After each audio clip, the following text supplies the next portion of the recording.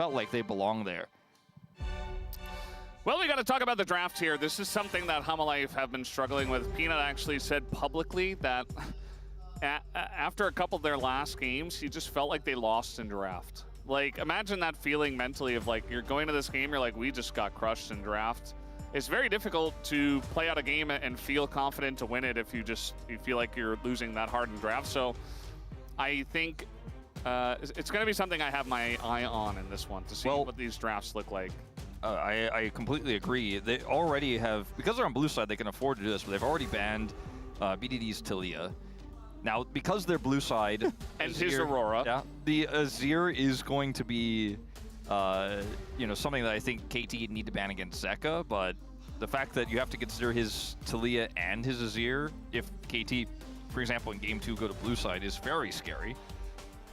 But I do think these are wise bans, considering BDD's current performances. So, Vi is banned. Pantheon will also be banned, yes. And I think probably Azir will be that third ban. With the Aurora ban, though, you know, the Gwen does feel pretty strong here. Yeah, you could leave both up and ban, like, Varus, or just ban none and try to get two, which is something we tried to convince our Rise teams to do, and they just kind of fell flat on their faces. Yeah. I mean, DK at least were able to get some good drafts in as another BDD ban. Yeah, well, KT Rolls will not be a Rise team in this series, Nope. I don't think, with that ban. Not in this game, at least. Yeah, that's for sure. It's tricky. I would say ban Azir and keep it for your potential blue side if you lose this game, and just keep it in your back pocket. It's just so strong. Yeah. And don't let Zeka have it with Talia already banned. This does mean Gwen can be played, but Rumble is also up. And Jace is also up. There are answers on red side to a first pick Gwen, if that's what Zayas is looking for. I think production panning over to him right now indicates they're also feeling like that is the potential angle we're looking at here. The Varus instead, though, for Viper, one that he's loved playing this Production was entire really year. ready to hit that 80 carry button, by the way. Like, it insta-swapped when the Varus got hovered. They knew. Those were the two main ones that were in consideration for sure. So now in answer, you can get the Xin Zhao, which is, you know, the top tier jungle pick that's left available here, and you know, you could grab the Gwen if you want to. We're not seeing a whole lot of Gwen Sejuani at the moment, so I don't think that's going to be the jungle lock-in here for Cuz. Yeah. Wukong Trundle is too good. Wukong is also up. So those are the three. I think Trundle blind is not getting punished enough. I'm not necessarily a fan of playing Trundle into the Varus. He hovered Ivern Wolf. He did it. He did hover the Ivern. He's going to play Wukong because it's a much better idea. Yeah. I mean, Ivern pretty good into Trundle. Yeah, that's true. Annie, you know, when your mid laner's not very confident, stick him on the Annie. Annie's pretty good, though, just in general against what's left. I think that, though, you can play like Orianna or Victor and feel pretty comfortable about your lane, at least, for BDD. I like Victor way more just because the ball carrier setup right now isn't that strong. Instead, looking for the Jhin here. With so many mid laners up, yes, the Talia and the Azir are gone, sure, but there's still a lot of flexibility here. Grabbing the Jhin right now to be able to match the Varus in lane feels like a smart choice. Ban Bard if you're Homolife Esports. Yes, because Bard Orianna would be a great way to close this one out.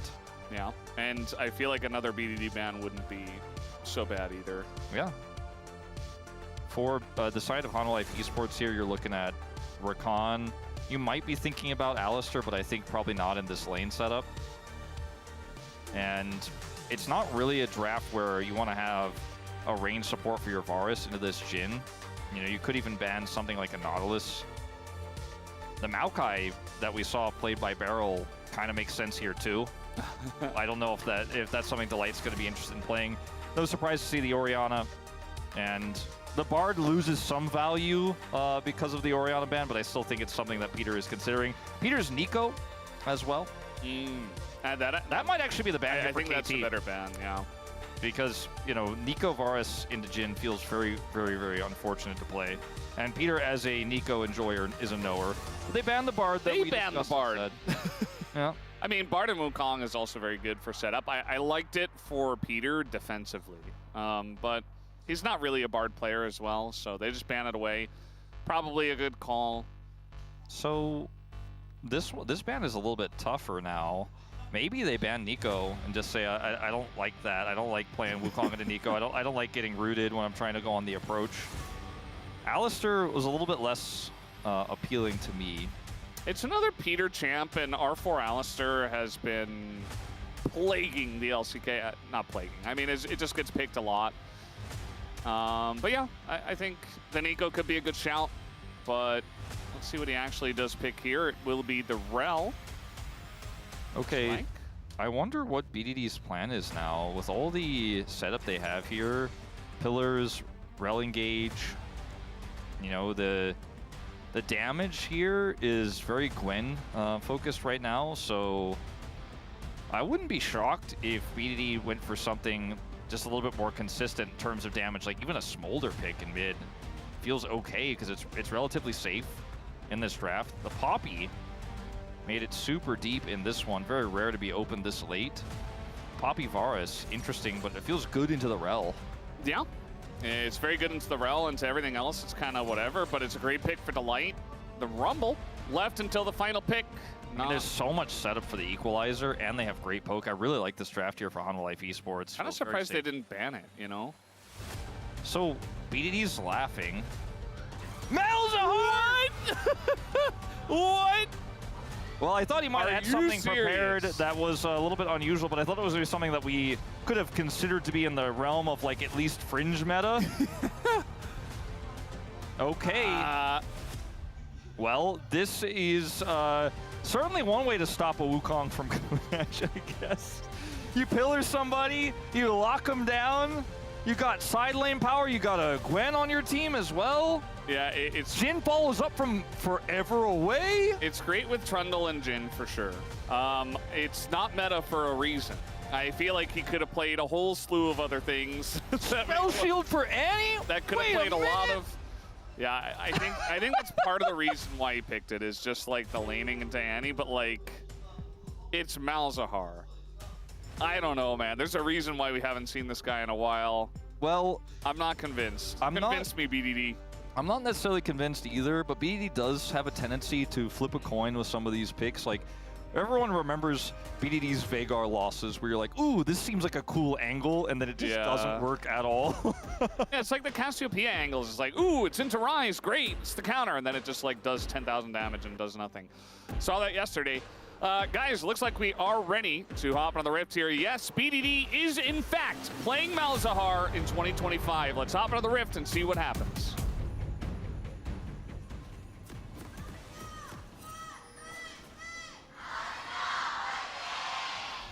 소환사의 협곡에 오신 것을 환영합니다. Okay, well, he has that bubble around him. He does. So that means he can't be hurt. Well, while the bubble is around him, yes. Yes, that's what I mean. When the bubble is around him like that, he can't be hurt. So that feels pretty good into Annie. It's good into Lethality Varus. Yeah. The Rumble's generally not going to be able to proc it that often unless you're like way too close. And they're going to have to respect you anyway because you're Malzahar. Annie's early wave clear isn't great. Malzahar will be pushing waves hard and will, you know, be able to manage a certain level of prio. But then what he does with it is, you know, still a mystery to all of us because he's Malzahar. So pre-6, I don't think he'd be taking any visits to any skirmishes. Yeah. I'm trying to think about the last... Oh, he doesn't have his bubble anymore. Then he still got stunned because Zeka autoed him first. I'm trying to think about the last time Malzahar was actually meta. 2017 Crown Malzahar? Well, that's definitely the most obvious. I do wonder if there was a time in between where he was actually meta. I don't think so. Like, he was played here and there, even in support. There were a couple of times. But yeah. Huni hates Malzahar. Like, whenever I think about Malzahar, I feel like Huni he got out of his chair angrily. He's like, I don't want to talk about it, and leaves the room promptly. Malzahar is definitely one of those champions where, you know, Skarner got changed. where, you know, Peanut would often just flash, impale, insta-targeted impale, you know, the old Skarner. You remember... Malzahar can still do that from range. Yeah. Last time was Showmaker against KT Aria. Yeah, 2022 special. I feel like that was just Showmaker having fun. Yeah, that was when Aria was struggling to get his feet off the ground. You remember the StarCraft 2 commentator Nathanius? Yeah. He became a League of Legends streamer for a while, notoriously only played Malzahar. Duckdom is... yeah. Just got, like, Poppy assassinated. Just has to cleanse Flash heal just because Delight ran at him? Yeah, that's strange. Not ideal. But yeah, Nathanius, he played only Malzahar on the stream for a while I was watching him. So I think about him when I see the Malzahar. Interesting, BDD will have to TP back. Zeka just getting the free stun off of the auto at the level 1 probably didn't really help BDD's laning phase. Zeka is at half mana, and he's just going to keep pushing the lane. And still, he's probably wondering the same way we all are about why this Malzahar eventuated is -1.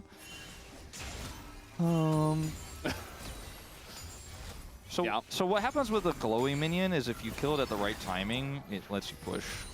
But when you're losing the lane, it's really hard to do that. Let's the glowing minion. Oh, there it goes. And then it jumps to the next one. But yeah, Dark Seal in the inventory. Wukong is OP.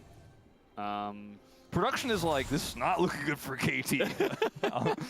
And you out there. He's like, by the way, Peanut's gonna get his first kill, or his 2000th kill. Today, it's gonna happen. Wukong's OP. I mean, it is anti-Wukong. That seems pretty conducive to getting some kills. So if it doesn't happen, I'd be surprised. Click on BD, how close to he is to getting his bubble back. They clicked on Rumble instead. No, yeah. Bit of a lane swap here with the prio that Viper has with the Varus that they prioritize, which is pretty good. Are we passive-aggressively saying that Hunt Life had the better draft? I think we're kind of passive-aggressively saying we think it's got definitely a pretty good chance. A lot more standard, and it works really well together. I think they do, yeah. But there are some strong parts. Okay, hold on. There's a big dive opportunity here. We're just flashing on the Wukong. Not really going to happen, but there's 4 of them down in the bottom lane. Perfect here as well. And Peter trying to take this one up. It's not going to happen, and Zeus... He says, how about a no diving sign for you guys? Because he is going to live for now. We do have a redive brewing as now Peter can't quite tank it. So it's just going to be him getting the stun. Duckdom tanks up a shot and first blood is given over to Perfect. And Peanut has to be really careful about how he exits here. I think just clearing the wave is definitely the play. I'm not sure about chasing up towards that dragon as he will get away. But that's a still big win for KT. Took a lot of time. At the same time, though, well, what is going on? Okay, that was not no longer a win for KT. I was also going to mention Viper did get a plate with all the additional time he had topside there, and will have a significant gold lead. Isaias really just kind of walks it off. Like, he was able to eat this damage here, gets stunned, gets rooted, then flashes, and that's kind of the end of it, right? Until they go for the redive. This is where the aggro juggle is actually really clean here for the side of KT. As you can see, Zayas is desperately trying to clear this wave while also staying out of range. Duckdom taking that extra turret shot was perfect. And then Delight just finds a straggler, and that straggler is perfect. Yeah, level 4 Gwen not really going to be enjoying herself. Still level 4, just say level 5, so... Still almost a full level behind, as there goes the shield, and there goes the Tivers as well. And, if Zeka was in turret range, BD could have ulted him under the turret for the counterplay. Yeah. My read on this is that I think pros are seeing the Annie get a lot more priority, and they're trying to figure out good counters to it. And BDD decided, well, Zeka's good, Homalife are good, this is my time to bring it out. And yes, a lot of things got banned against him, but he also could have just played, you know, Victor. Like, it didn't have to be Malzahar. He could have played Syndra. Yeah, I mean, like I mentioned the Smolder. It could have been that, too. Smolder. You know, you could just go for some safe damage for the late game with a comp like this. Or anything that could have helped out the side laning Gwen. As Cuz does not smite. Yeah, he doesn't have smite, and he might not have his life in a moment. He is going to get away with the exhaust. Peter, though, is also going to hop away. If he had smite, he gets 6 and they can play it, but he doesn't have it. And that ends up being a small win here for Hanwha Life. We're generating gold leads everywhere. So what this Malzahar will do in a fight, not in this fight. Okay, he's going to lock with the ult. A lot of damage from the minions getting in there. But it's not actually a kill. No. It's more like a pressure relief ult more than anything else. Yeah, no, it's, I mean, I think it was a cool little tempo ult there. But what he could do in fights is lock down any single target with that ultimate. And obviously put his little, are they called voidlings? I don't even know what they're... I think so. Yeah, well, let's just call them voidlings for the sake of... Let's call them zerglings. Maybe voidlings. Yeah, You're like, let's call them zealots, no? They kind of, yeah. Anyway. Is it a baneling? No, Valdez just, I think it's a voidling. Anyway, to go back in time a little bit. He puts those on someone who he locks down, and then the team kills that target. That's how it works. And sometimes that could be great onto a champion like the Wukong, who wants to go in and then gets caught, stasis essentially, and then taken out. As we have a fight here, Duckdom loses half his health. Yeah, gonna do a bunch to Duckdom, because takes a little scratch. Not really much. BDD does not have ult because he used it in that last fight, so yeah. the Zeka having his ult, in fact, I'm not sure if KT can really do anything about this. Peter does not also have level 6. They are going to be able to get control over this banana brush, though, and kind of just chill. Meanwhile, in the bottom lane, Zeus trying to bully as much as possible. But yeah, it looks pretty good for KT to try to start this one up. Delight behind on levels, actually, to Peter. I mean, Peanut doesn't have his Cyclone from that play earlier as well on the blue buff, but he's about to get it. Like, we're right on the edge of an explosive team fight, but neither team has enough control to actually pull the trigger. As BDD gets a little -1 there for Zeka. Yeah, there's a lot of cooldowns here. Cyclone about to come up 1 second. Peanut also just gets his, yeah. That's what you're talking about there. And then they back away. Yeah, it's very much on a nice edge. Like, BDD was about to get his ult. Zeka doesn't have his ult, so it's like, can't really do this. We got a TP now. From Peter. Yeah. On in, trying to make sure they get at least one. There is the lockdown as it does go to the Trundle. Peanut locked in, the silence going down. Delight in a bit of trouble, has to flash away, but the flash follow from the red buff Trundle. And Delight eventually gets chomped and eventually does go down. So KT, they pick up one of the grubs to get the second one and a kill. So I guess, you know what, Valdez? What? Malzahar looks pretty viable, you know? He's good in the early to mid game before they pay their QSS tax. All you gotta do is go into the pit, okay, or to the objective. Right? You don't even have to be fully in the pit. You just be near the jungler. You lock them down. You don't kill them, but they get away, but then eventually get caught up to, and then your support gets cut off, and then they die. That's just how it goes. They end up getting 2 out of 3. That's an objective feat of strength, objectively speaking, by the way. Thank you for that, yeah. You said honestly earlier, and I wanted to just say, like, thanks for being honest. Yeah, no, I mean, I wouldn't tell a lie to anybody here. Yes, on thank television, no way. When you're left alone in a lane, you can push pretty quickly, too. So you have Gwen, you have Malzahar, right? Like, talking about theoreticals about how this could go well for KT, the fact that they win that fight and get 2 grubs to 1, it means that Malzahar, when he hits turrets, he's got the grubs there. The Gwen's going to have that, too. I just kind of look at what HLE have, though, and they have so much engage. They have so much backline access. They have so much peel for this Gwen.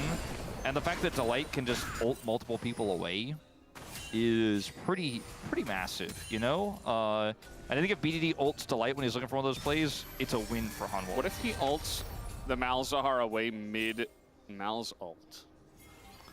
What happens then? I think the ult just gets interrupted. I think it does, because I think it's what if there's like a strand of like purple across the I don't map? think that's how it works. Yeah. We have seen funkier things like the Nautilus buffers and stuff like that. Uh-huh. I don't think it quite works that way. Although, you know, I haven't seen that Malzahar interaction that much, where he's ulting someone and Poppy ults him. It's not really a common one in pro play, since we haven't seen the pick in 3 years. Over 3 years. Over 3 years, 3.5 years. Yeah. It's pretty crazy. February 2022. So he's got his Blackfire Torch online, doing longer fights. He will do damages over time. Perfect's doing a good job of just trying not to die. Like, his job, he knows he's too far behind to really contest anything. He's just like, okay, I'm just going to try not to get too far behind and try not to die. That's a very half full way of looking at it, because right now I'm looking half empty. Well, let's see what happens here. The exhaust comes through. Peter's like, I'm definitely going to help. He waits until the last moment. The equalizer is way off. And then Peter says, well, I guess I was a little bit late there. As now Hex Flash coming on over. They could look for a dive on a Peter. With the 3 of them, maybe, but we got a back here from Zeus, who's too low. He doesn't have his ult. That's a lot of voidlings coming in as Zeka gonna avoid the silence and just die anyway. Solo kill from BDD. Zeus? On his Malzahar. Okay, Zeus gets out at the same time. But hey, you know, you get those voidlings stacked up. You press R, you can get a kill. He's got that extra damage from the Blackfire Torch. And nice sidestep attempt there from Zeka. Ultimately still goes down. There's just too much damage there. Zeus will escape with his life, but is pushed out of the lane. See where he decides to TP here. It's just going to be straight back to the top side of the map. Does have his the Andres online. We'll watch this from BDD. So stun is used on the wave. Does get the shield off of BDD, but he just gets ulted. Q gets placed, he dodges it, still dies. Zeka needs to know that he cannot step up there. No. And he did, because he probably hasn't played against Malzahar in 3 years himself. So he walks up, he's like, yeah, I'm okay. He wasn't okay. Okay, well, everything's gonna miss, but also cleanse got used. So good job, Viper. Sometimes you gotta cleanse the miss. Hitbox is tricky, Valdez. Just in case, you know, you never know. Well, that was embarrassing for everyone, but it's okay. It's okay, everybody's keeping Everybody calm down. This is a real pro game of League of Legends in the Legend group. Okay, Zeus has got some backup this time. A lot of backup. In fact, the TP is coming through from Zeka. They really want to get perfect here, and they're not going to. But big rotation comes up. TP from BDD up here, and they're going to get this first turret down. It looks like. Okay, Who's getting ulted? It's a jump of the dot from Tivers on Zeka. Starting to do some pretty good damage. Yeah, I mean, it's not irrelevant team fight damage for sure. It's just if you're losing the team fight, he does nothing. But if he's catching a team that's looking for a dive or a turret, punishing greed can be quite strong. And he has a pretty huge lead because he's farming super hard. It's hard to mess up farm as Malzahar, and he has that extra kill he got onto Zeka, so he's holding a lot of money. When he hits 2 items, you know, that pick potential gets even stronger. Onto basically anyone who's isolated, anyone who's trying to clear vision. If you interact with Malzahar alone, you're probably going to die, but if he has teammates, you're definitely dead. So it's a pick that isn't, like you said, being respected as much as it needs to be.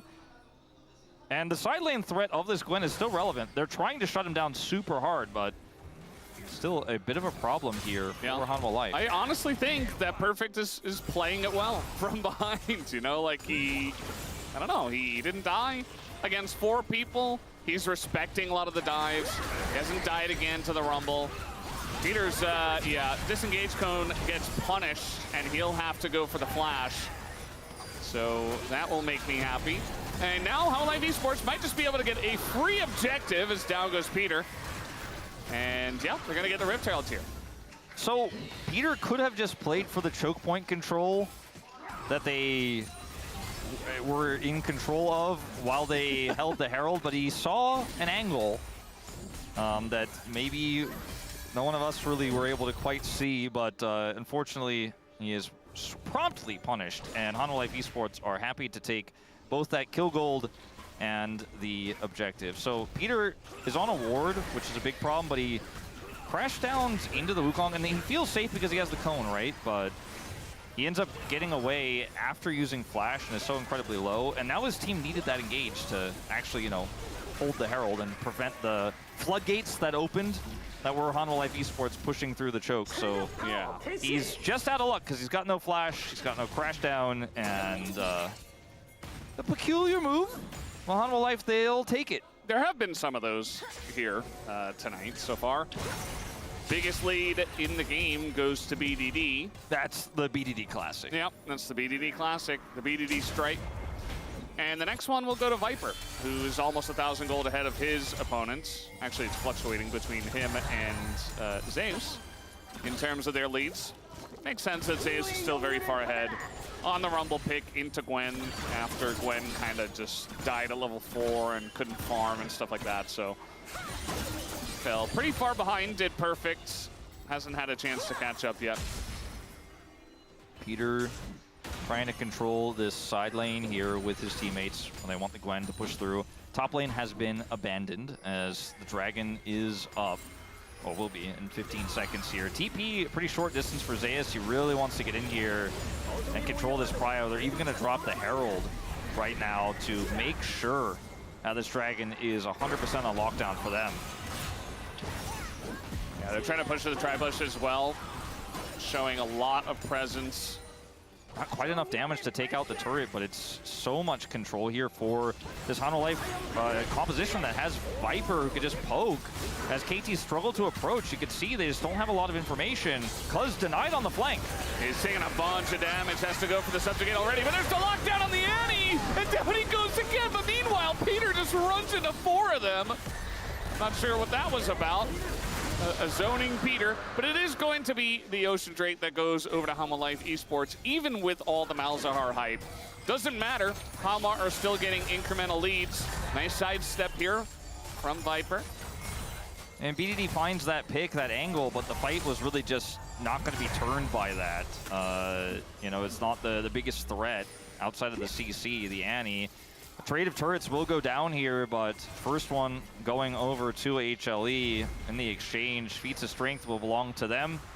And Annie will TP topside here. Zeka not going to allow the exchange actually to occur, as this setup is really hard here for Cuz and KT, because he wants to go for the flank. He's the target here, and sure, BDD can actually punish on the side, and they can look for this turn. Peter ends up being caught, though, and Cyclone down, and the fight is just so broken up. And HLE are just not concerned about this Jhin at all, because everyone's still at full health. Everything is used on one single target, so the rest of the team remains healthy. And Malzahar, when he does that, it's like he died anyways, right? Because he used all his buttons, he used his ult, and you know, he's not going to be doing much after that. That's kind of my problem with this composite. It has Better to be, than the Annie. but like, it has to be, but your Jin's not in position, right? Your Rel is out of position dead. It has to be, often in these fights, Perfect who cleans up house after a prio target is taken down, or Cuz has to have that angle. And in that situation, Duckdom tried his best to be relevant in the fight, but he just simply wasn't going to be. Yeah. I think as it gets later and the Jhin gets like 3-4 items, the Gwen gets 3-4 items, there are going to be fights that look like that.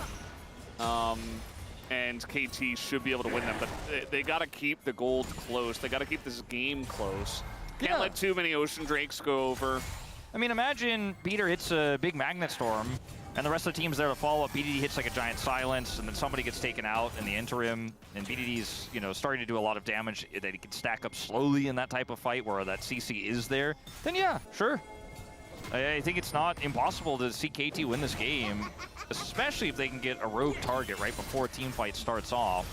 The pick power is insane, and if the Gwen can pull Hanwha Life Esports around the map, that could work out. But right now, it's all Hanwha. It's all their control. They have full vision control over this Otacon. They're going to pull KT across the map. Perfect doesn't have TP. He's rushing over here. And Hanwha Life, it's a pretty safe take here. Let's see how the turn looks.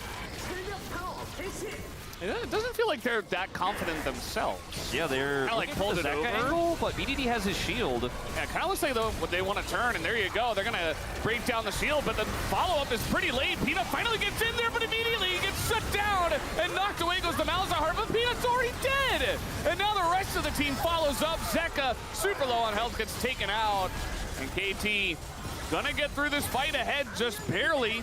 You can see that Viper's got a lot of health himself, but the man advantage goes to KT. They can't quite keep the Otacon interested there. If it stays at 7K, it's a free Otacon for them, but now we're gonna see Hanwha Life look for the contest. Perfect with a dodge. I mean, this is It's a lot of damage. a lot of damage. I don't think they can do this one. It reset. If they could have prevented the reset, I think Yeah. they get it. But with the health resetting there, Viper's like, I don't think so, my KT brothers. I don't see the line.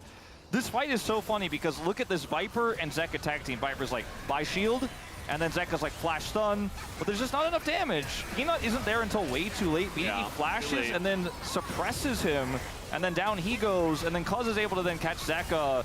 So it's a huge win in the fight for KT. The problem is Viper's full health. And watch the Otacon. Otacon pulls out here, and then it resets. And if they're able to stay on top of it, I think they get it, they get out. Still, they reset the gold. It's back down to basically dead even, and BDD is huge. E is starting to become a real problem. That's a real stripe. That's like a... That's not even a stripe at this point. I don't even know what to call that. It's like a pillar of confidence for your team. you know that one shirt that Degon sometimes wears? It was like 2 colors. It's a BDD side of the shirt. Like half of the shirt is BDD. One side is Hanwha, the other side is BDD. Yeah. We're not quite at that level, but we're getting closer. As Peanut, you were out there. He's been a bit out there. Even Needle's gonna come down, and the cone is denied once again. The happiest day for Valdez. No disengaged cones in this game of League of Legends, and it's a kill here on the Peanut, and it's a good one. It's not going to be huge. Well, actually the the Dragon is Ocean up. Drake. Yeah, the Yeah. Ocean Drake is gonna come up, so is going to feel pretty nice for the side of KT. Yeah, and unfortunately, Hanwha Life Esports aren't in a setup where they can try to punish or collapse. Like Zeka can't push up any further because he doesn't have a lot of vision on the top side of the jungle. He can push that extra wave into the inner, but he didn't have TP. So he can't come down. All he could do is push up a little bit and go, well, that's kind of the end of that. And so Peanut's attempt to grab Scuttle Vision for the Dragon gets punished. And so it's the second death of the game. Viper is ready to fight. But yeah, Peanut down, Dragon down. We're now tied up 2 Drakes apiece. In the late game, this comp for KT kind of becomes pretty free, especially with the grubs they have and the side lane power they have. The fact that they've been able to stay in touching distance here with Hanwha Life and bring this to a 2-2 Drake game, look for these punish plays onto Peanut, means that maybe our Malzahar memeing was a little out of touch about what could have happened in this very funky game of League of Legends. We said it's good into the ante. Yeah. We just didn't expect BDD, for some reason, we didn't expect BDD to just solo take over the game. And that's exactly what he does, regardless of the champion, apparently. So really just adding a new notch onto his belt. He's like, you know, I can do it on Aurora. She's OP. But I can also do it on Malzahar. So If you can't give me anything. And if we keep seeing him, because he gets bigger and bigger and relatively safer, tougher to take down, and Doctom's positioning is good, like he keeps just ulting Peanut when Peanut tries to engage, like that works, you know, that's good enough. As we are going to see Hanwha Life Esports try to start this up. Perfect does have TP. Zeus, of course, could match him here. I think this is a very risky take attempt for HLE. This is just desperate. They're trying to collapse on a BDD. That's not going to work. And he's like, I don't even want to use my ult on a Delight. Because now the TP's coming in, but Peter's dead. Maybe should have ulted Delight. Would have been a free kill. Instead, they're going to lose their support. This is where Perfect has to do that damage because there's just not enough consistent damage in this comp here for KT. If they're going to win this fight, he needs to close that gap. Otacon not resetting this time. All right, Jhin ult's going to open up. The equalizer is pretty good right on top of the Jhin, and it will be smited down by Peanut. Meanwhile, the ult comes out from BDD, and he does get the kill, but Peanut's right there this time around. The follow-up so much quicker from him. As now the second Cyclone going to be huge as well. Keeps them both around, gets Cuz. And finally, Peanut shows up, and Hanwha Life Esports take a big lead. Great call on the Otacon here for Hanwha Life Esports. They had all the tools to try to deny KT entry, and they're going to go for the double here. Otacon into Baron, and there's just no stopping this. Peter doesn't even have unsealed on. He got a kill. He did it! Finally did it. Finally Congrats to Peanut. So, this is just, I mean, Peter, you still don't have Smite. This is not Old Rel. This is a Gwen who is stunned and pushed out. Yeah, Peter, it was a cool idea, you know. Was it? I don't know. He had the right, he knew where the party was. Yeah. He just wasn't on the list. And, I mean, look, BDD, a lot of tools are used here onto this Malzahar, and then Peter goes back in, but he's so split, and Cuz doesn't follow. And I don't think he should, because he's playing Trundle, right? He needs to come up here and peel for the backline, but now your damage is Speedy trying to get Voidlings into a fight and try to lock somebody down, but he just can't get in. And then Perfect is really your damage as Jin comes in here trying to help secure the objective and look for the smite. And then Perfect is like, I can't kill Zeus. Okay, barely got him. Now can I get on top of this Varus that outranges me? I don't have any Q stacks. Like, he just can't do anything. And Peanut just cyclones back defensively and cuts them in two.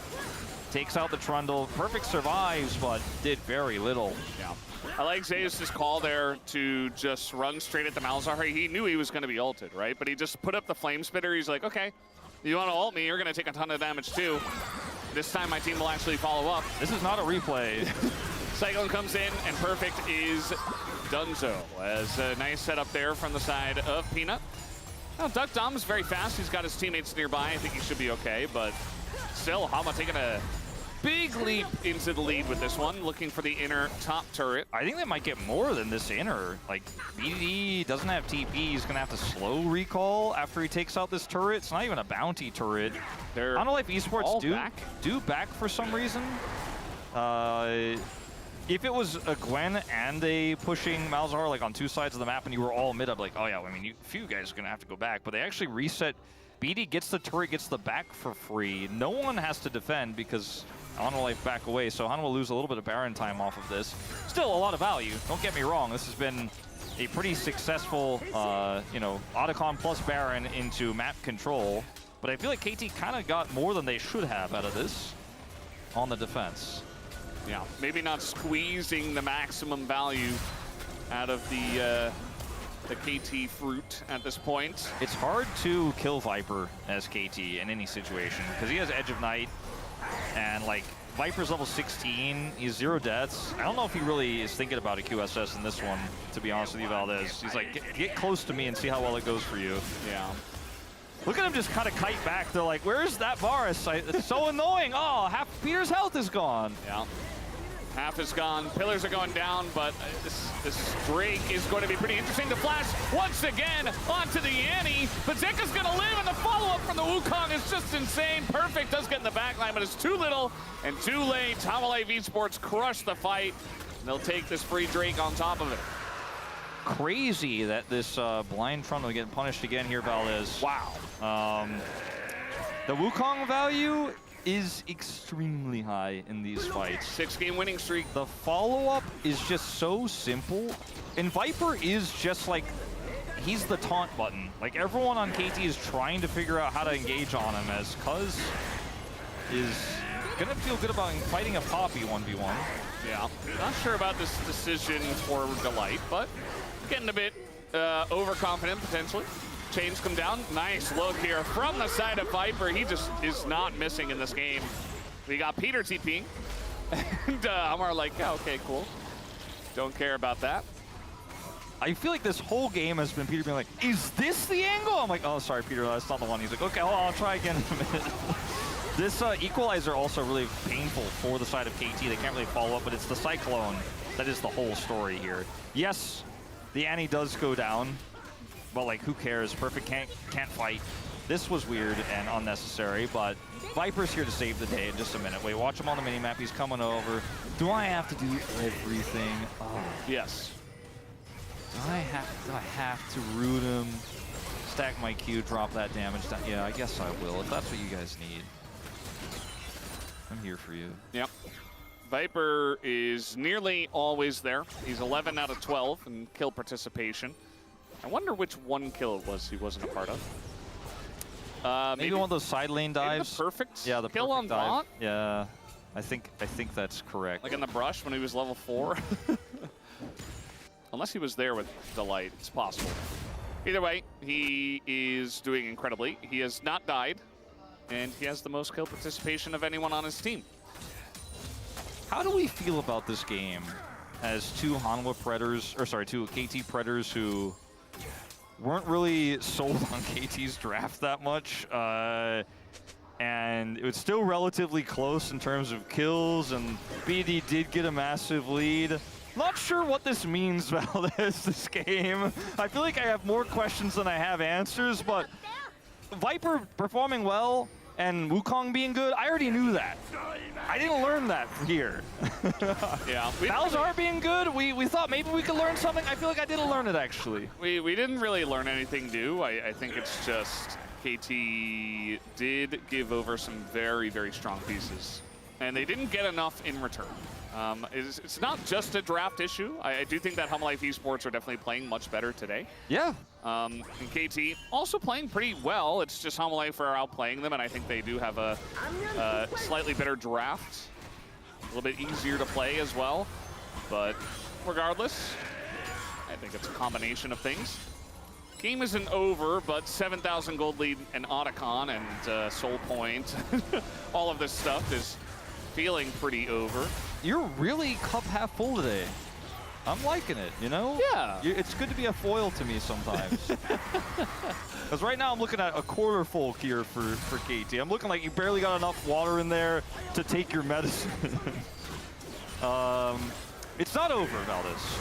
But let's see how this fight looks. All okay, right. Zeus the Press target. your button on a Zeus and say you didn't pay your taxes. Takes him out. And now the follow-up from Peanut is a little bit slow. Doesn't really do much. Takes a ton of damage. Cuz going in, looking for the snipe. And so is Duckdom. Not quite going to find it. Nearly gets it. And KT are winning a fight up, or rather down, 7,000 gold. And then I get a turret bounty here as well with this big wave. I think they certainly will. Zeka caught, has to flash. Flash is the silence damage. That's incredible. And he's Annie. He needs that flash. Well, all I know is I'm going to your house to get one of your measuring sticks. Okay, I'm gonna get a Valdez yardstick. Yeah. And then I'm gonna measure my hopes and dreams with it, Valdez. And I'm just gonna do whatever it says. As I thought this game was looking like it was done and dusted, there was just too much control, and yet, BDD, the man on a flank. And look at this, at the exact timing that Delight goes in. Like, you can't even make this up. So Delight can't peel. Peanut's out of position. His return Cyclone to try to turn the fight, like you said, is just a little bit too slow. It's a little bit too mistimed. Delight eats the bullets here for him to escape, but then Zeka has to flash because BDD is just big damage, man. And at the end of the day, he's got another needlessly large rod now in his inventory. And KT are somehow making this game seem playable. And there's still no QSS tax paid. There are, you know, the Edge of Night and the Banshee's Veil. So they have that at least. Duckdom has Flash. He got Cyclone. He's gonna cleanse, got the Cyclone. Subjugate also used. Hit that second Cyclone, there you go. Always gotta press it twice. And Banana Rush control for the side of KT. Again, they're still so far behind in this game. Like, this should be Hanwha just winning. Eater is trying to look for that Magnet Storm engage angle. He's got Flash. They need to respect this. BD eventually will kill the dragon. Will he finally find his angle? Maybe this He's been time looking for it all game long. he can cleanse, you know, to close the gap. Yeah. Well, might end up just being a little flip. We do have the equalizer down now and a bunch of damage going in. The Poppy down as well, and he just targets the Wukong, but it goes to the forest anyway. And that is going to be gigantic. The Ocean Soul and the fight going heavily to the side of HLE Esports. They couldn't quite deny HLE on this play. Viper's like, do I have to do everything? 906. Actually, though, Like, he does. literally, he did everything. 15 out of 17 KP. I mean, Zeus did a lot, actually, in that fight, to be fair. Viper did kill the dragon. Got some last hits there, but, you know, Zeus, he was the target, doing a ton of damage on the side there. BD, the only one alive, the only one with the gold lead, the only one in 2025 who thinks Malzahar is still relevant, but KT will lose this first game. We'll see if they can hold on, but BDD does not have his flash button. The exhaust comes down, and that'll be lights out, and Viper picks up yet another one. As down will go this Nexus. HLE Esports seemingly back after their loss to Gen G, looking much better in this first game at least, as Viper, he gets, if we had POG, he'd be POG, obviously. Yeah. Even if Hanwha have another game that they win and somebody else is popping off, probably still Viper gets the POF. Who cares about suppression when Viper is just going to get the objective anyways? Who cares about the only Fed member on KT being on an unseen flank on Ocean Drake? He's in the one cloud, or the one bush patch, the one ocean bush there. He's got the perfect angle. He's like, checkmate. Viper said, nah, man. Cuz mistimes those. And I don't. I'm prepared for this possible reality where my jungler is suppressed. And I mean, Viper just, he did so much this game. So much poke, so much control of the mid lane. And BDD, he did a lot of damage, but they didn't do a lot of winning. Yep, no win for KT just yet. Viper and his team able to take down game number 1, making it strangely close with the Malzahar pick on the Zeus that one time, even from so far behind. But now Malzahar can't be played again, so we won't be seeing that pick. What else is BDD going to pull out of his bag of tricks here to deal with Humalife Esports? We'll have to figure it out after the break, as Humalife are up 1-0.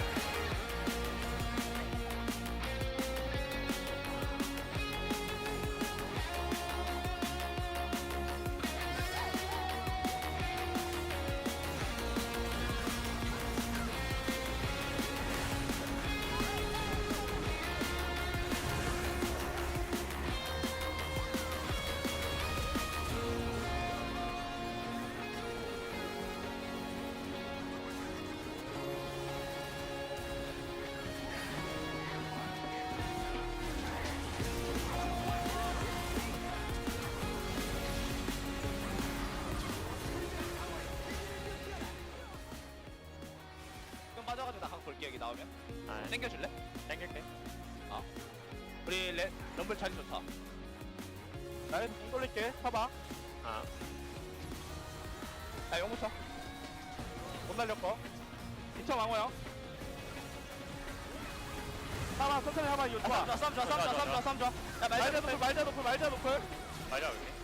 내 오대 구해. 뭐야? 나 더블 1초. 미드. 오만 따라.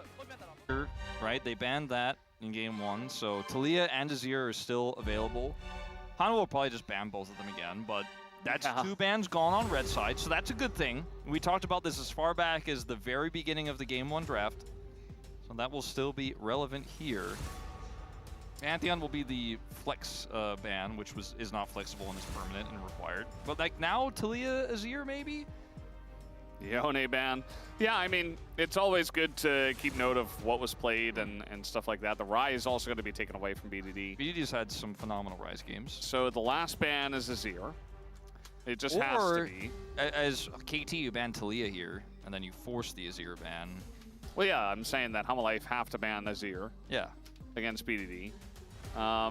If you ban Talia, and Poppy was already played, then Rakan stocks go up pretty high. Ooh. And Dash champs in general, but especially that guy. If they leave the Azir up, then BDD just first picks Talia. If they ban Talia, then he gets Azir. So what are you going to do on life? Let's say you leave it. If they want to give you Azir, that's fine. You leave both? Yeah. So BDD gets Talia first pick? What's your answer to that? Or he plays Azir. I don't know. I mean, I like the Scion ban too. It feels throwaway, but especially with Trundle gone, that's like the most. That's like kind of the obvious reason you would. It's not like a. It's also a perfect special, you know. Yeah, it's not something that's going to take over a game, but like, yeah. So What he a is going to shock. go for the Talia. Yeah, I think given the matchup and just Zeka has not been looking in form right now, it's the way I'd go about it if it was left up. But you couldn't ban it as Han Life Esports because they banned the Rise, and then Azir goes for free. So I am curious what Zeka's got planned for this. I mean, the Orianna is available. Could go for something like that. Could play Ahri too. Ahri Xin Or even Orianna into Nocturne feels like it would be a fairly strong setup. They're just going to lock it in. I mean, this is a risky call, but I said this earlier this week. I'll say it again. I don't think that Taliyah makes Azir unplayable, as a lot of people have kind of almost said, you know, oftentimes talking about the matchup. But it is BDD who's in top form against Zeka, who's slumping a little bit, as we saw last game. So that's more what I'm talking about with why I picked the Taliyah in this situation. We always think about like Azir for BDD, but actually is Taliyah is like the big pick in modern times for him. So kind of makes sense there too. Supreme Comfort. Jarvan going to be the choice here. Is Perfect going to blind something here, or are they going to grab a bottom lane pick? Was my question. Let's stop cooking. Yes, blind Diana. Let's stop cooking. No, just pick Rakan. Rakan feels really good here. Alistar feels pretty decent. Forgot that Alistar was available. He did not get played last game. Makes sense. That is a Peter special as well. It feels like a lot of our support players are really good at Alistar. No matter what, Perfect is going to have to blind his top pick. So, you know, in this situation too, it's awkward to pick something that you think is going to crush Alistar because you only get one half of the duo. I really like this Alistar angle. Will be Rakan to follow up. Not quite as strong in this draft for Hanwha though, as I think it could have been for KT, especially because you're playing into Taliyah. Yeah. It's safe into Jarvan, but not 100% sold on this one. Yorick is a Perfect special as well. Now we're just banning out Perfect. And he didn't have a great game one, so maybe they're like, well... I mean, if they ban Udyr, like, there's clearly a game plan. We're going to ban Hecarim next. Singed. The bottom lane is very open-ended, but I like for KT Rolster. Xena, I feel like, was pretty good for them because they have a pretty strong front line, but Jinx feels pretty insane here as well, just because you have so much pick setup. Even into like almost anything, even blind, it feels pretty good. And you know, I think on the side of Hanwha Life Esports, trying to figure out how to get on top of that Jinx with all the peel tools available would be quite tricky. Xayah makes a lot of sense. Maybe they just ban Ezreal though, and say Cataclysm value is going to be high. That's what they do, which is not a shocker. Viper, what is he going to play here? I mean, there's a decent amount. Oh, the Corki's available. It's not going to be going into any Senna because the Senna's banned, but it does feel like it's next on the tier list. It's very safe. You know, like Xayah has her ult, Ezreal has Arcane Shift, Corki has Valkyrie. So, yeah. Sivir is so good in this angle, though. You know, I was talking about the Jinx, but if you just control the map in the mid lane, Corki's going to struggle to match that, and you have Weaver's Wall, it is pretty tough. This is a bold call, though, the blind Jace, when, you know, Perfect's performances haven't really been strong since the end of regular season, or rather the end of round 2. Like, Road to MSI, he fumbled there. Cassante. It's going to be a strong matchup into Cassante in the early laning phase, but Cassante is quite strong into Jace when we get to later on in the game, and also isn't going to care if he gets shoved or cataclysmed. He just really doesn't mind because he's so tanky. Yeah, he's got ways to, you know, pull people out of it if he needs to. I think this is a great shout from Zayas to say, look, I'll be a brick wall. Yeah. We have a really strong 2-item spike with the Corki. We have decent peel with this Azir, and we have oodles of engage. Yeah, Cassante's been slowly creeping up the tier list, it does feel like. I'm not... This Jace, though, that felt like, okay, Perfect saying, this is what I'm comfortable with blinds, and I'm going to play it. I don't feel like it does very well with the draft. Like, they have an okay amount of poke, but you're going to be hitting Cassante. And Jace for poke isn't really even the meta nowadays. Like, yes, he can poke, but... It's more about him, like, all-inning on a flank. Yeah, it's like burst damage and side lane pressure and lane dominance, stuff like that. But, like... I don't know. Especially in a draft like this where like a Taliyah gets a shove and then Jace is just like, I kill now. And gets on top. There are definitely angles, but I'm not sure. I wanna see it in action.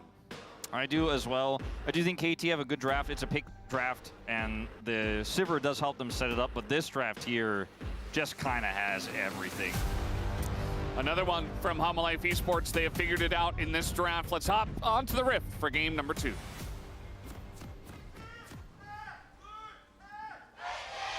소환사의 협곡에 오신 것을 환영합니다.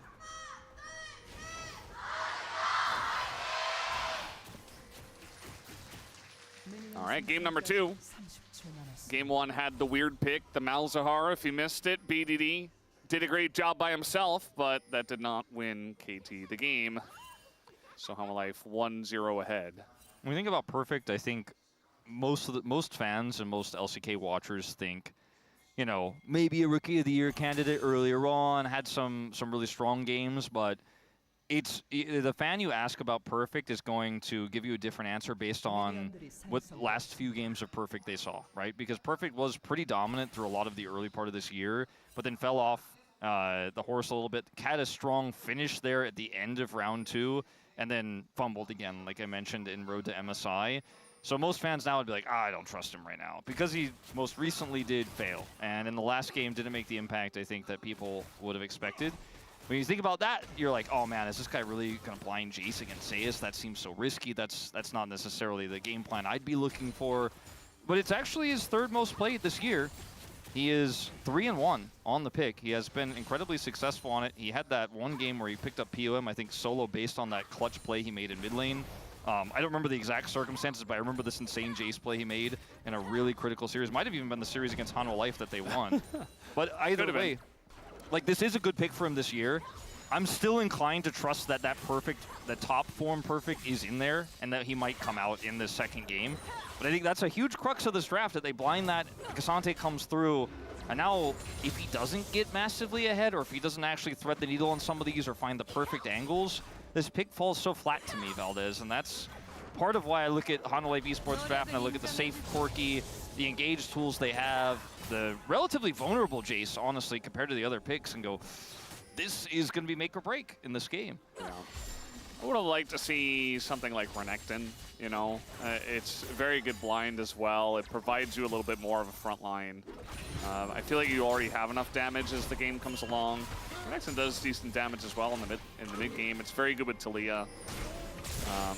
It can get zoned a little bit. Like the range of Jace feels better into stuff like Azir Shinjao for sure. But yeah, especially for Perfect into Zeus, that might have been where I would have gone. But at the end of the day, it's Perfect's choice, and his discussion with the coaches led us to this. So very much excited to see what he can get done on this Jace. All right, I mean, I just wanted to do my due diligence to talk about this for a minute before we just talk about BDD the whole time. Yeah, I mean, honestly, Duck Tommy's gonna clear waves. he's just so handsome. There we go. The Korean commentators just finished. Wow. And now we're back to BDD glazing only. What a perfect. Yep. BDD, he is the one. I saw there was a LOL Esports tweet. It might have been yesterday or 2 days ago that said, like, what's the most underrated pro player of all time? Everyone said BDD. It's BDD, yeah. Which is why, you know, I feel like we all know that it's true, and maybe he isn't over or underrated. It's just people are quietly BDD fans and they know the truth. Like, this I guy think it's just that he doesn't have the titles that other mid laners do. You know? It's crazy that after his success and tragedy on Gen G in 2021, that he wasn't in the 2022 World Song. But at the end of the day, like, how can you not love BDD with just how incredibly dominant he's been now for basically 2 years without his team finding success? Remember when he almost single-handedly stopped T1 from even going to the World Championship last year? Yes, I remember. Wouldn't have lifted the trophy. Was that you and I casting that? I think I was desking it. Oh. I feel like I casted that. Not 100% sure. There are so many legendary BDD series, though. It's pretty... It's nice to go back in memory lane. I'm glad that we're doing our due diligence of, well, now talking only about BDD because, you know, that's the way it goes. I mean, people have always asked the question, you know, and people don't like to talk about it. People ask the question all the time, like, how long will professional league be played? You know, like, how long will League of Legends esports last? It's like the longest standing esport now, right? Essentially. the StarCraft 2, I guess the big one that still has like a slight edge over Still it. going. Yeah. Classic almost won EWC, man. He was super close. Oh. Cyril, 3-time champion. Anyway, but like, all I want is for it to last long enough for my daughter to see BDD become world champion, okay? I think you're asking for a lot.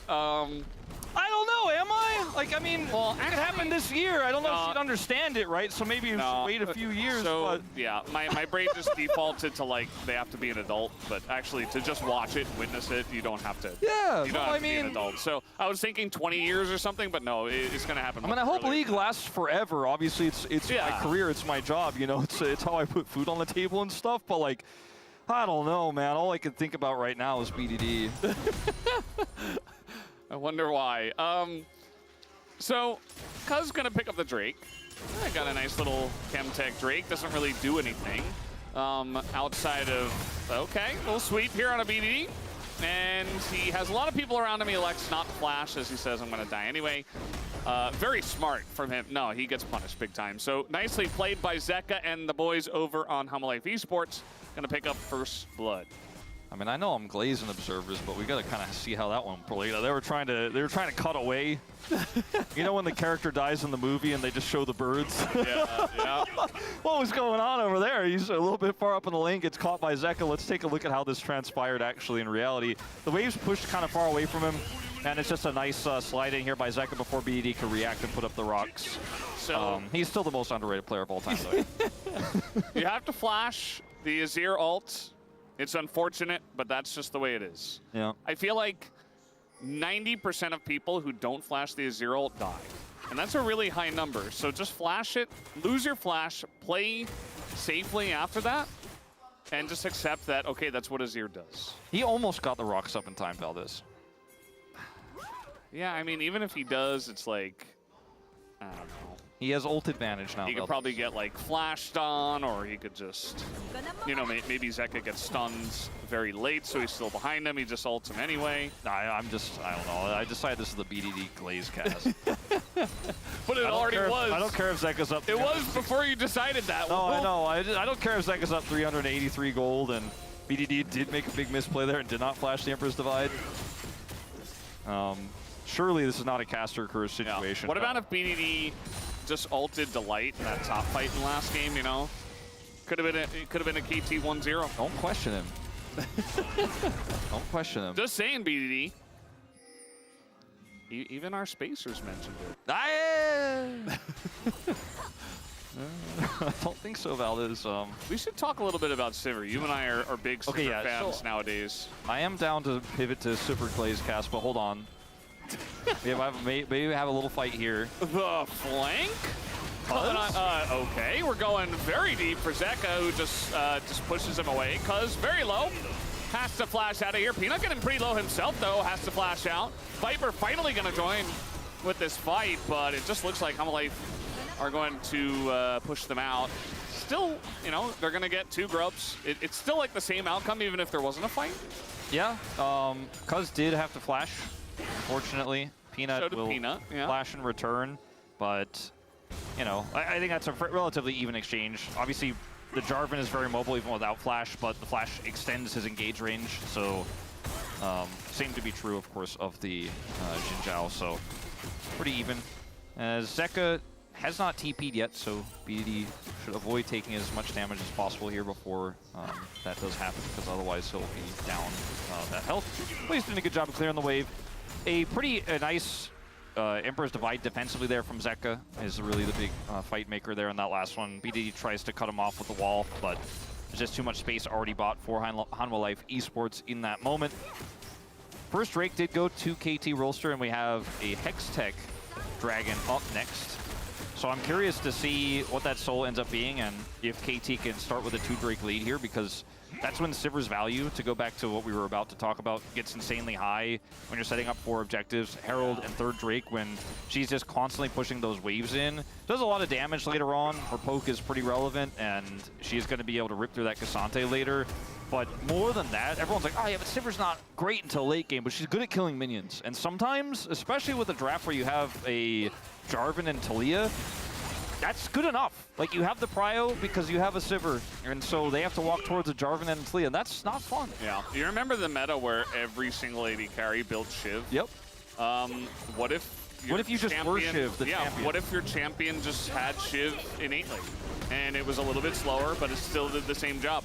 Little all out here on a Perfect, who can't figure out which direction to run. And he also put down a ward. He was metagaming him, okay?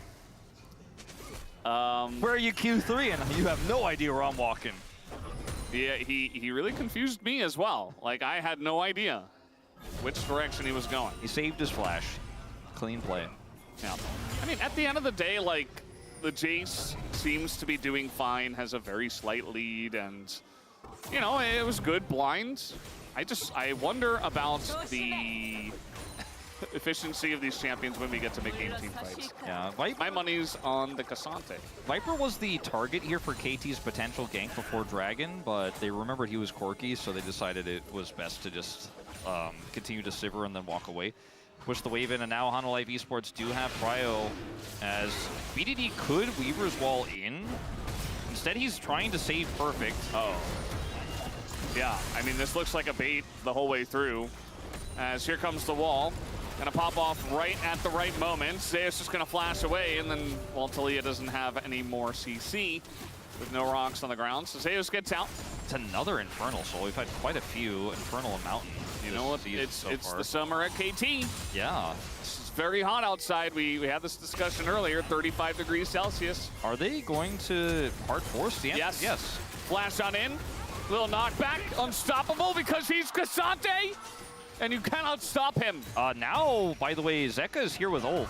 Yeah, BDD does not have flash, so yeah, he's dead. And also a kill onto the Jace. So KT really outdoing themselves here. It was supposed to be the BDD Glaze cast, but instead he... Or like the Sivir one, or... Yeah. Like, this is so difficult to pull off against a Cassante. He just waits for the shove. Unstoppable, by the way. And then the minion wave is actually trolling BDD. Like, that much he couldn't have necessarily controlled, but... The fact that Zeka is here and rotating up... They pinged him in mid. They knew he was coming up. I know. I'm going to have my Chronicler flash over the wall moment. Flash over the wall! Like, they pinged him in mid. Like, they knew. I mean, also, even before that, the fact that BDD wasn't showing in mid and they didn't Weaver's Wall for the Dragon should have been a pretty big tip for Zeus, which it was, that he was going to go up and try to gank. But it took so long to get there that the first gank attempt didn't work, and then Zeus is like, well, obviously he's going to double down or leave. Either way, we win. And Zeka has so much time to react to that. So I think KT playing a little bit tilted in this one. Surely that's the only reason BDD made this decision. Are they jet-lagged? Yeah, KT are jet-lagged. Yeah, must be. I think it's just a really tough schedule for them. They had to play Road to MSI. Yes. That must be it. They had to play Road to MSI, Valdez. They had to travel to Busan. You'll understand. And then they like took a... Maybe they went somewhere on vacation, you know? Took a little flight over to Vietnam or something. There just wasn't enough time between the events. Yeah. Peter's in there, and he is going to have to ult. He's getting quite low. Look at the soldier just chipping away. I mean, they almost killed him just like that. Now Duckdom's like, surely I can save you. And I think, oh, okay. In goes Delight, and down goes Delight. Okay. Don't steal the kill from Duckers, cuz! Look at Delight's face. He knows. What does he know? It's bittersweet. Yeah, it was very close. He didn't heal. Probably I'm sure if he had that set, actually, at the time when he went in. I wasn't looking at his sums. Maybe he didn't, but I'm being facetious anyways. So this initially looks like Peter is trolling again. He's not had his best series. He ends up taking a lot here, but he is Alistair. Gets exhausted, so that's the summoner spell that, in fact, Delight did have at this moment. Duckdom has the shield, the barrier, and then Cuz says no. And then Cuz says, well, thank you, I'm taking that one because I saved it. Peter did too. He headbutted him away right at the last moment. He's laughing because he knows the game state is still very much in Hanwha Life Esports' favor. He was saying he got the flash, so worth? Maybe, Valdez. Yeah, maybe. Perhaps. They are gonna... It is 80 carry flash. So watch this. Watch Duckdom clear this wave. I'm watching. Look at it. It didn't last very long, did it? It didn't, no. So let's see how KT use that prio. They are 1,500 gold down, but maybe BDD will get an item soon, and they can use that prio. Herald is up. BDD does not have TP, though, and Zeka does, so I just don't think KT can fight this. But they did clear mid and get prio with Sivir. Delight is like, he still doesn't have flash. I'll take advantage of that. I remember in draft, I mean, this game is not about draft. I want to make that supremely clear. But when they gave Zeka Azir, who got buffed, and he's now 2-0, like, this Azir might just take over the game. Oh yeah, I mean, this is going to be really difficult to handle. It's not because the Azir is impossible to deal with, but he did find the proactive catch on BDD who didn't flash, right? He found the catch topside there on BDD, and perfect as well, when they decided to go for the second follow-up there onto the Cassante. And so the circumstances were right, because KT made some errors for this Azir to become big. And like you said, he's buffed, he's big, he's got his Nashor's Tooth. He's looking for that second item here very soon. And KT are just holding on to that Sivir prio, man. Yeah. Sivir prio, let's hold this Drake. They're going to have to face check. Yep, Delight doesn't have his flash either, but he is Rakan. He's going to charm everybody up and get away. Unless Cuz has something to say about it. No, he dashes away from the spear and finally dies to the flag. But you only got Rakan for all of that, and you had the gank rush. Yeah, well, Cuz is going to be asking his teammates what their KDA are, because he's clearly the Rakan Slayer. It's too real. He's clearly the Rakan Slayer. He said, not slippery enough to get away from me. And then the rest of the KT team falls apart and dies. Peter, is this the angle? I mean, he's just turning this one around on them. Like, B has to flash away from him. Viper goes in. That's a kill for him. Make it number 2. Just give Viper the bomb. And let's just admit our Preds were maybe just put it in now. Maybe our Preds were we were a little bit reading too much into the international competition, you know? Yes. Maybe Life was just lagged against Genji, and that's why they didn't play well. Yeah, maybe they were jet lagged against AL as well. Yeah, it's possible. Yeah. So guys, Life is just running circles around KT Rolster in this game. Game 1 was a little bit closer. There were some overextensions. Everyone was like, oh man, that was not Zeka's best game. But Zeka's having a pretty fun game on this one. Viper is going to keep making that sound because there's a weird bug with the replay on Corki. But he does a ton of damage in this fight. He's so safe, right? On this Corki. It was why we mentioned this pick is so good in this situation. And then, you know, finally, I guess you got him. And then he gets the turret. Peter engages onto him. He has flash, has barrier. By the way, does not need to flash in the initial outcome of this. Flashes for the kill. Flashes for the kill. Didn't have Valkyrie, by the way, either. Yep. Aggro flash. The Talia build does not give you that much damage at this point in the game. Well, he went unstoppable for the shove, and then he dashed over the rocks. So Zeus does get stunned by something. A little bit of a chase on the Delight. It's just a big He knows that middle from KT to get this bottom turret. Zeus knows that BD is the most underrated player of all time. He's just trying to buff his damage stats. He's trying to give us some more damage there. He may still be, even after this game. Yeah. Well, he gets the turret. He might be even more underrated after this one, you know? His ratings, I don't know how he'll be underrated on Hoopu or not after this one. Duck Dom, that's not the angle. Okay, the engage cone from Duck Dom and your Sivir, so you shouldn't be doing that. Got Delight's ult worth. Yeah. Flash. It's okay, Valdez. He had Spell Shield, Flash, and ult. He was always safe in case they were there. Totally fine. Absolutely calculated, and he knew the whole way down. He was tracking them. He knew there's a small chance they're there, but I still get out. Viper is taking over this game. Perfect, hit a Cassante a lot. If you remove that, it's not looking good here for KT. He's still hitting Cassante a lot, BDD, to try to get those numbers up. They're going up, you see? Yeah. He's trying to buff those stats. Zeus is really, he's like, man, BDD's underrated. Let me just eat this threaded volley real quick. It's just a competition between Viper and Zeka to see who's going to be most fed in this game. Right now, it's Viper very slightly, I think it was. You know, this is this is my confession to everyone that I know that my pred was wrong. Like, it was actually incorrect. At the time, I saw the angles, I was emotional. I thought Hanwha's performances left me feeling They beat them in round 2 and Hanwha was doing a lot better, okay? I was wrong. Definitely an angle for KT to win this one, but it's just not meant to be. I let my hate HLE trying to make something happen on this Otacon. Getting some of those resistances taken away. They don't seem to care, though. This is going to be up to Cuz to look for the steal. Where's the wall? Not going to go for the wall as Zeus gets pushed over the wall himself, and they just get the Otacon. Zeus, though, is going to be taken out, and now the re-engage comes in from the side of KT. Peanut is going to knock him away. As BDD cannot do anything, they go all in on a Xinjiao, and now they will be punished as Zeka gets one. He is very low, but still is going to get it as everybody explodes at the same time. Pretty incredible stuff. It's now BDD. Might die to Delight here. 1 Q would do it. He's just going to auto him to death. As that is true.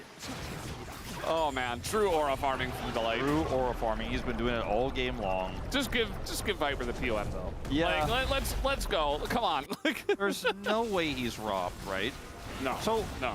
This angle here with the shove and the knock over the wall is cool and all, but that's still a Cassante. And I think Hanwha Life Esports are like, well, I mean, we got perfect splash, we got Otacon, we're chill with this. The Weaver's Wall is frankly super late here. BD didn't use it to try to split the team in half, nor did he use it to actually try to turn this and cut Zeka off. I think he might have been a better target there. Instead, they go on to Peanut, who's so difficult to kill. Viper is a million miles away from any threat.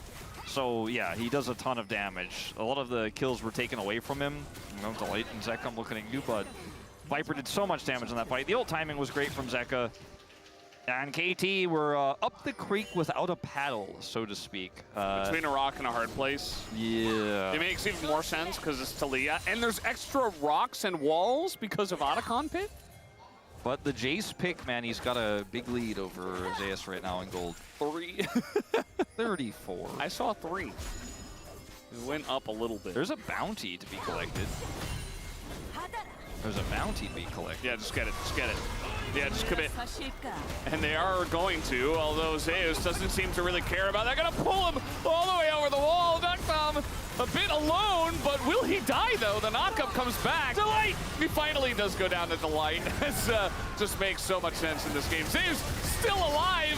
Get your Cassante copy pastas out as this is just ridiculous. They can't kill him. They can't do it. Okay, they did it. Delight now alone.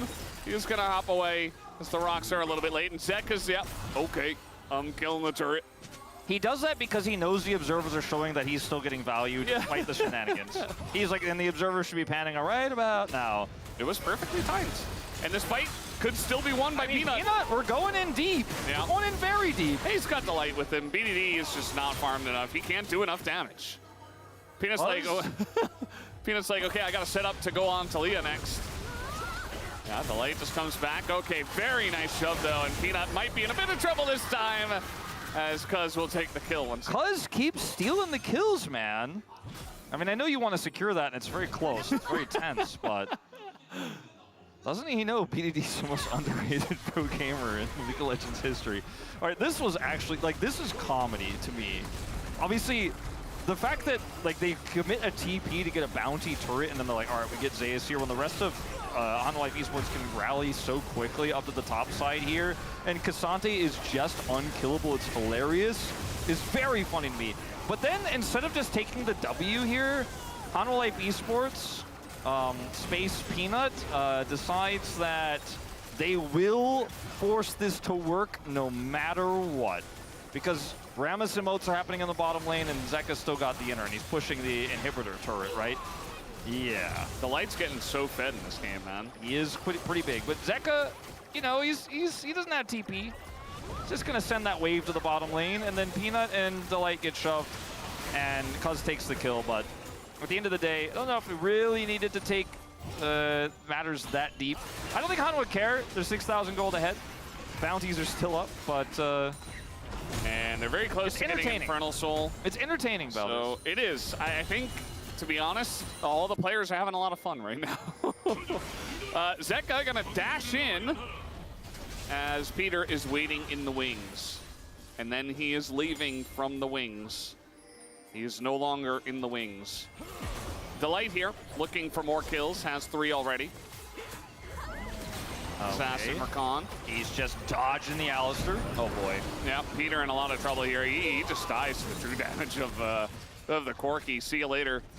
Not entirely sure about the setup there, but I mean, it's desperation, right? You don't have a lot of vision. You're trying to fight in this choke point. It's just that Viper is a Fountain Laser already in this game. So is Zeka, and this Baron is already gone. Yeah, pretty much. They're just going to go for the turn, though, instead. Cuz is taxied out of this one. Zeka, he says, the hell with the Baron. I want to get more kills. I only have, what, like 5? Need a bit more. Ooh! A little lethal tempo, a little bullet over the top was not enough with the barrier in the way. And they did get the Baron after all. They still did get the Baron. They only split half off the Baron for the turn. The rest stayed and took it out. KT, the Nexus is alive. And that's where the good news stops in this one. Now down 9,000 gold. 5 kills still for Zeka, as you said. He's not doing a whole lot of assisting. He's just doing a lot of the killing in this one. Peter, is this the angle? No, Peter, that's not the angle. He's still trying to figure it out. Friendly neighborhood Peter man. Yeah. Just shows up. The Peter man is so friendly. The pizza is late. Oh, God. Well, the damage. You know, BDD is doing a lot of damage. He's got that going for him. Zay is surprisingly low damage in this game for how much he's hit people while surviving forever. Cassante should do more damage, I agree. We should buff Cassante. I am going to just stay silent on that one. You know, after games like this, I think players look at it and they're like, wow, Cassante's OP, actually, still. I'm going to play Cassante. Like, I think we're going to see a little upsurge in Cassante. You know, if there were like a Cassante or like a champion stock market, it would be like, okay, gotta buy those Cassante stocks right now. Yeah. Or you might even be too late. Like, it might have already surged up. Might have jumped up like 5% already. BD looking locked in on the player cam. He's got maybe the last flank angle of the game here to potentially find something if he can get a Weaver's Wall to cut this team off or cut them in half on their retreat. But Unlife Esports are going to play respectfully. They obviously want to use this Baron to get an inhibitor, but they're not going to risk control over the game over it when they can just go back and take Infernal Soul for free, which is more permanent of a win than an inhibitor itself.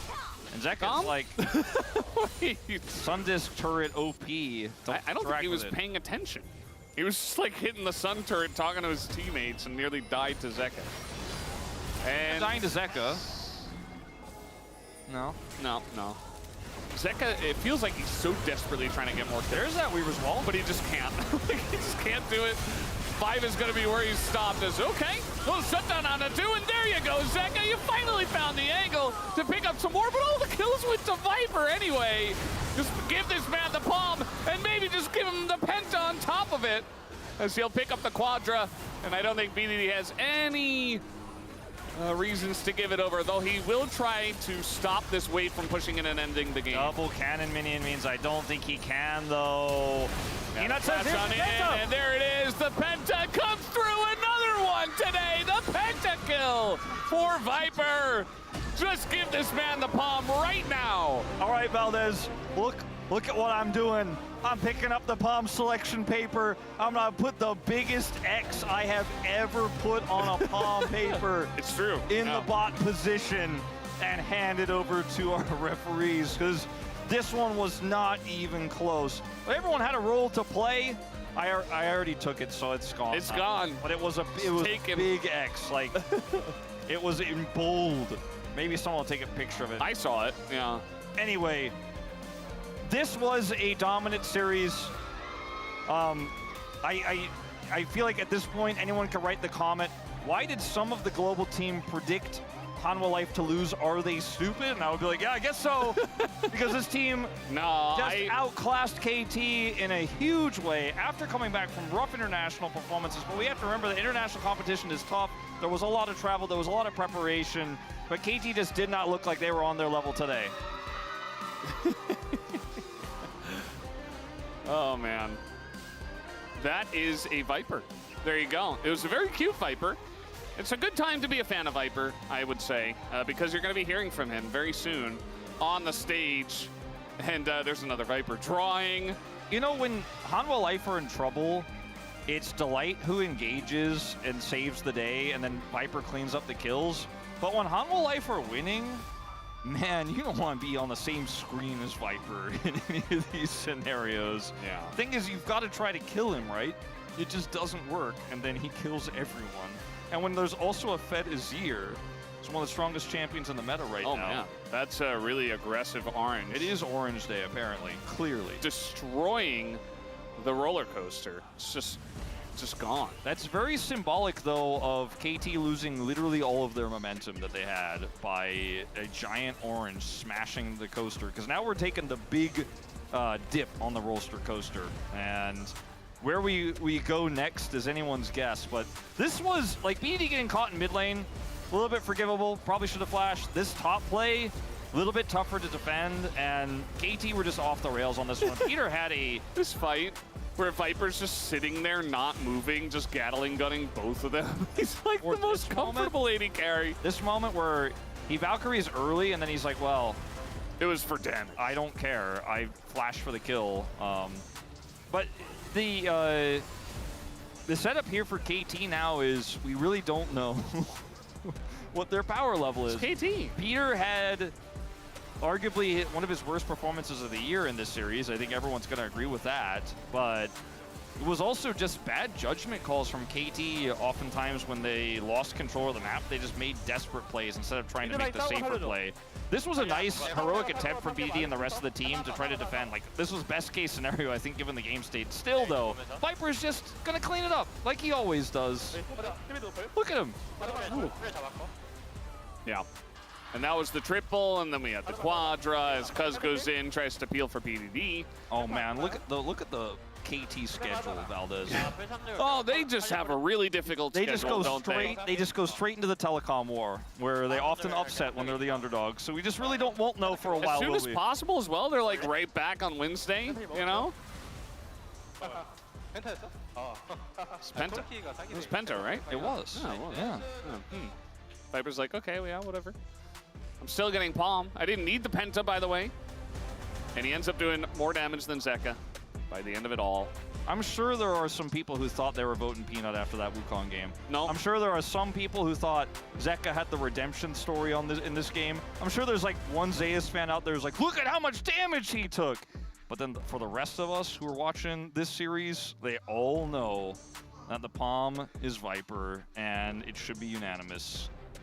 Surely it's not going to be when this screen fades. Surely not. It will be. I mean, we're not going to see the votes right away, but it is going to be Viper. Not a big surprise. Not robbed. 10 kills across both games. 30 KDA. Yeah. It's 10-10 and then 10 and 1 death. Good math, Valdez. I did that really quickly. I'm kind of proud of myself. It's usually 30 KDA over two games. When the D is a 1, it gets easier, but I feel like your addition was quite quick on that Even if it was 2, I think it would have been kind of easy. You know, like 30 divided by 2, I think I could do that. Even like 30 divided by 3. Once we get to 30 divided by 4, I'm like, okay, yeah, maybe you can handle it, Wolf. But I wouldn't have done that one. But yeah, 30 KDA for Viper in 2 games is incredible. And game 1 was also like, you know, kind of close at times. Not the whole way through. Viper said not really, actually. Viper said he wasn't worried about the suppression during the Dragon. He was like, nah, I was gonna take it. Yeah. So Jisoo wants to know if I'm biased for HLE wearing orange. I think you did also say, oh, it's Yundo apparently. You also did say that after game 1. I believe. You and I were both KT Predators. I think we just have to bow our heads and walk away in shame. I think I'm gonna be like 4 out of 10 this week. Like, it's just all over the place. Oh, apparently it was Kyan. Either way, guys, we are done. We don't know anything. I'm going to hand it over to Deer for the translation. 감사합니다. Thank you very much, guys. This is Steer for the PM interview translation, joined by Viper. 오랜만에 이긴 것 같아서 되게 기쁘고 또 2대0으로 승리해서 How are you feeling about this victory? You know, it feels like it's been a while since we got a win, and it just feels great. I'm very glad. 장식했잖아요. 그에 대한 소감은 어떠신가요? And you were able to finish off with a pentakill. So how did that feel? 기억도 안 나는데 마지막으로 That pentakill was also. It has been a really long time since I got a pentakill, but honestly, I'm just really relieved that we're able to win today more than anything. Seems like your last pentakill was actually in 2019, but congratulations once again. And in round 2, KT actually defeated you, and today was the payback day, so what went differently this time? You know, in round 2, our defeat, I think there were a lot of accidents, and in game, instead of playing badly, I think we just had made so many mistakes. And I think today, I feel like as long as we stay solid and minimize those kind of mistakes, we were confident that we would be able to win. And yeah, head coach Dandy in an interview said that after road to MSI, the chain of losses affected the team's confidence. Yeah, I think we tried to go through a lot of change as a team, and in regards to confidence, I feel like we've actually been playing the same. And obviously, after a chain of losses, as the defeats build up, it can affect the players' confidence, but I think we just all believe in our own abilities as pro players, so I think we just have to do our job. And in game 1, Hana Life Esports banned 4 mid-champions, and then the opponent picked Malzahar, so did you expect this move? Honestly, no. We didn't expect this, but it was okay because I think we had a longer range than the opponent. You know, I wasn't laning against the Malzahar, so it wasn't really that big of a hassle. You know, Varus, as you know, has a very, very long range. And in game 2, we had some unbelievable highlights, so let's take a look. This 2v1 moment. Can you walk us through what happened? You know, I think I already saw the enemy coming in, and I knew that they didn't really have enough damage to kill me, and I just had a better understanding, and I just already knew that I wouldn't die here, so I just fought. And with that victory, Hana Life Esports has secured some amazing milestones. Zeus's 700th game and Peanut reached 2,000 kills. So would you like to congratulate them? I guess congrats. Let's keep playing well together. So what is Hana Life Esports' goal moving forward? You know, in our own group, I think our biggest goal is to keep on our consecutive victory.